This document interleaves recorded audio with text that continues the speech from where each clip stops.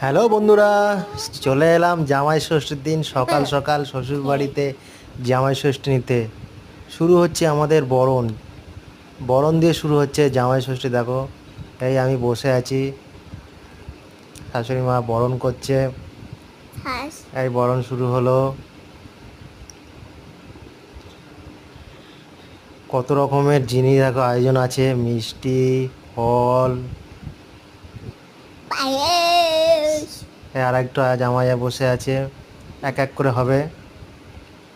দেখ দেখি মায়ের এইটা দেখো, লুচি, আলুর দম, ঘুগনি,